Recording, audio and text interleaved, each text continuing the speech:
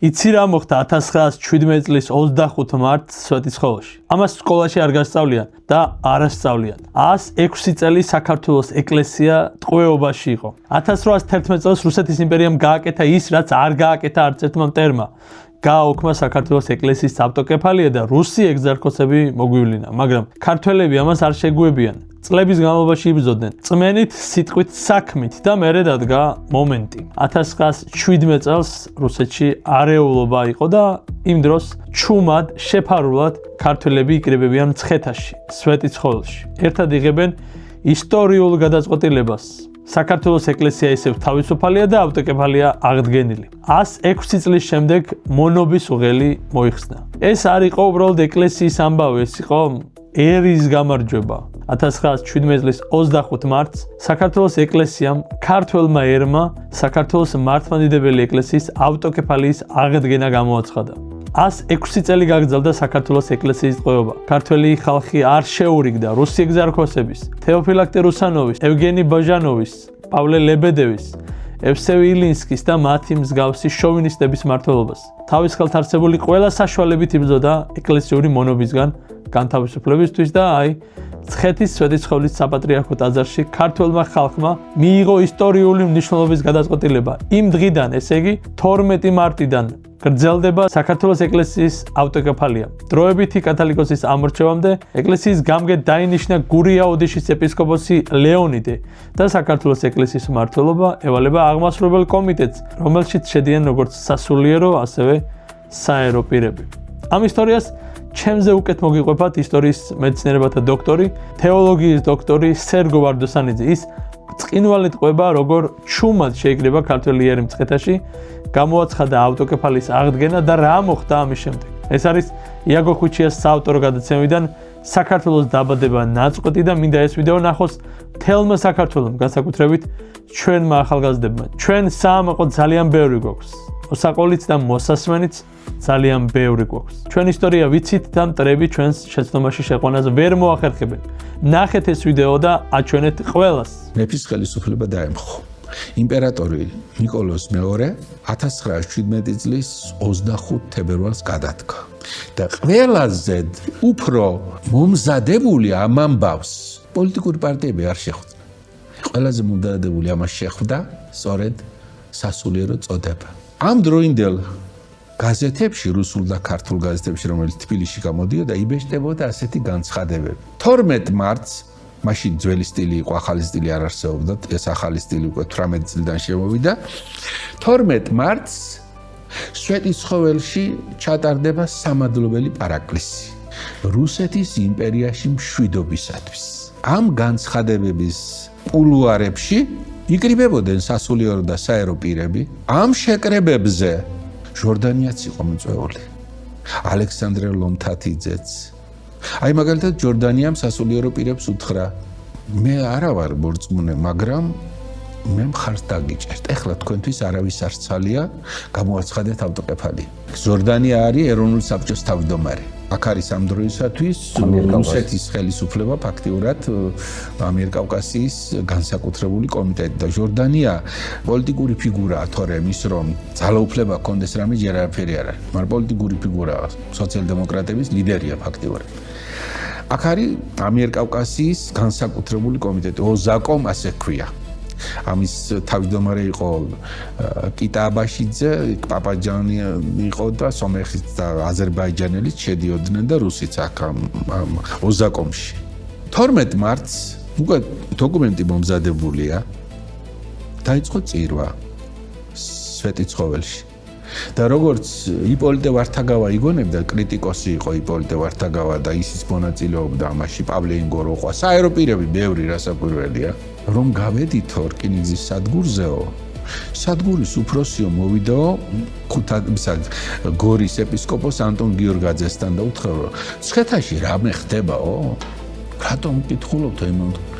3 დამატებითი შემადგენლობა დავნიშნეთ და გავუშვით. ხალხი მიდის ძალიან ბევრიო და ვერ გავიგეთო რა ხდებაო. და მცხეთაში რომ ჩავედითო და შევხედეთო, ვთქვით რომ მოგებული გვაქვს ესო. იმდენი ხალხი ესწრებოდა, იმდენი ხალხი მიდიოდა.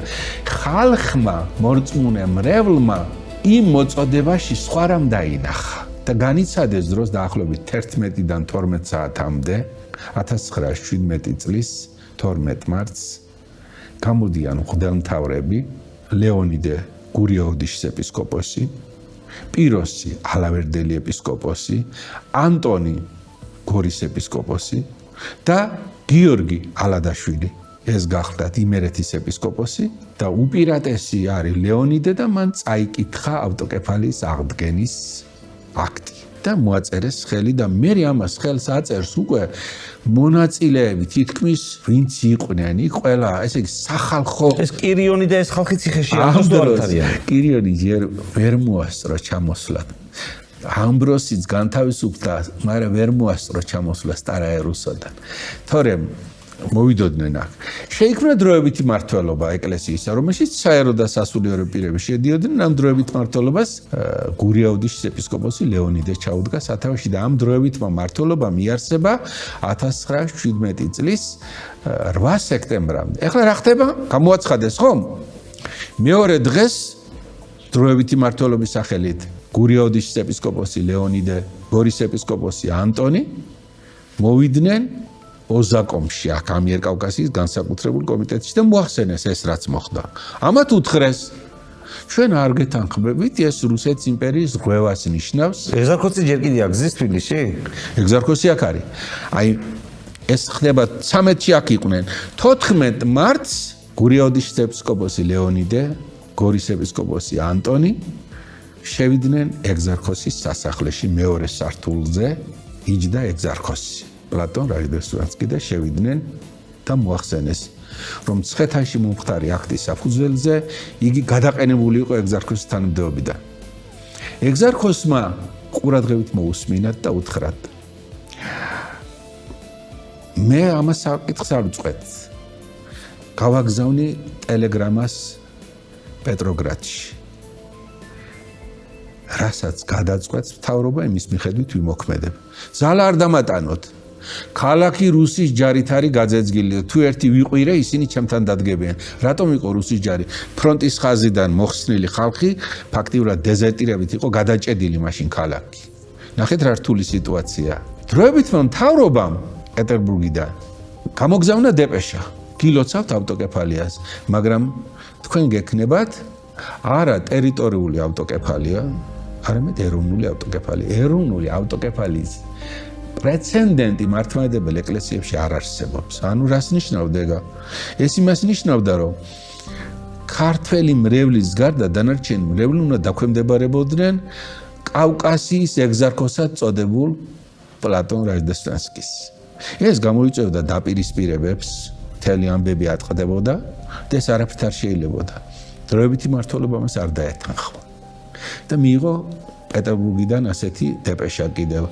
ვაგზავნით პროფესორ ვლადიმერ ბენეშევის, აღმოსავლური ისტორიის და სამართლის ცნობის სპეციალისტს და მოლაპარაკება აწარმოეთ მასთან. ჩამოვიდა ვლადიმერ ბენეშევიჩი. დროებითმა მმართველობამ მასთან მოლაპარაკებაზე წარგზავნა დეკანოზი კორნელი კეკელიძე, შემდეგ ცნობილი აკადემიკოსი, თბილისის უნივერსიტეტის ერთ-ერთი დამაარსებელი რომ არის და დეკანოზი ნიკიტა თალაკვაძე, ესეც ცნობილი კიევის სასულიერო აკადემიის კურსდამთავრებული იყო. ეს მოლაპარაკებები ძალიან დაძაბული იყო. ბენეშევიჩიც იმეორებდა, რომ თქვენ მხოლოდ ეროვნული ავტოკეფალია გეკუთვნით, ტერიტორიული ავტოკეფალია არა. მაშინ შეწყვიტეს ბენეშევიჩთან ამათ მოლაპარაკება და პეტერბურგში გაგზავნეს დელეგაცია, რომელსაც მეთაურობდა გორის ეპისკოპოსი ანტონ გიორგაძე. ამ დელეგაციაში იყო დეკანოზი კალისტრატე ცინცაძე, მერე კათალიკოს პატრიარქი და პეტერბურგში არა პეტროგრადში მათ შეუერთათ ამბროსი ხელაიაც. ეხლა წარმოიდგინეთ რა ვითარებაა. დროებითი მთავრობის მეთაურები იცვლება თითქმის ყოველ კვირაში. ძალიან დიდი კრიზისია, პოლიტიკური, ეკონომიკური, ყველანაირი. და ვისალია ამათთვის. მაგრამ იქ ამ დროს არიან ირაკლი წერეთელი, ეს ცნობილი ირაკლი წერეთელი, კარლო ჩხეიძე. და როცა ჩავიდნენ ეს დელეგაცია, შეხვდნენ ამათ. და კარლო ჩხეიძე და ირაკლი წერეთელის მიუხედავად იმისა, რომ ათეისტები იყვნენ, დაეხმარნენ შეახვედრეს მთავრობის თავმჯდომარეს, შეახვედრეს სარწმუნოების მინისტრს, შეახვედრეს ობერპროკურორს. რაც შეეხება რუსეთის ეკლესიის წარმომადგენლებს, რუსეთის ეკლესიის წარმომადგენლებმა ახლოს არ გაიკარეს ჩვენი დელეგაცია. გარდა ამისა, ისინი ახლა გამალებით მუშაობდნენ, რომ პატრიარქობა აღედგინათ და საეკლესიო კრება მოეწვიათ. თუმცა ყველა შეხვედრაზე მთავრობა აცხადებდა ეროვნულ ავტოკეფალიას მოგცემ, ტერიტორიულს არა. ეს სიტყვით ასეთი რთული ვითარება იყო. ამასობაში პლატონი გამოაცხადეს კავკასიის ეგზარქოსად და თბილელ მიტროპოლიტად. ამის sapasukho დროებით მმართველობამ ლეონიდე გამოაცხადა თბილელ მიტროპოლიტად აგვისტოში 1917 წელს. 1917 წლის 8-17 სექტემბერს უკვე პირველი საეკლესიო კრება ჩატარდა ჩვენთან. 458 დელეგატი დაესწრო საერო და სასულიერო. ამ საეკლესიო კრებამ დაამტკიცა მართვა-გამგეობის დებულება.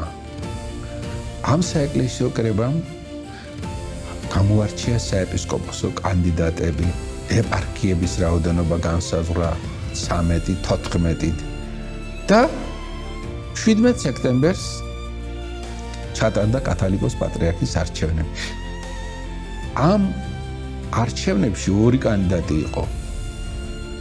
მოსაყდრის მოვალეობის შემსრულებელი ფაქტიურად თბილელი მიტროპოლიტი ლეონიდე და ეპისკოპოსი კირიონი. 11 ხმით აჯობა კირიონმა და გახდა სრულიად საქართველოს კათოლიკოსი. ესენი თანამოაზრეები იყვნენ მანამდე თუ განსხვავებულ პოზიციაზე იდგნენ? ავტოკეფალიის საკითხში სრული თანხმობა ჰქონდათ.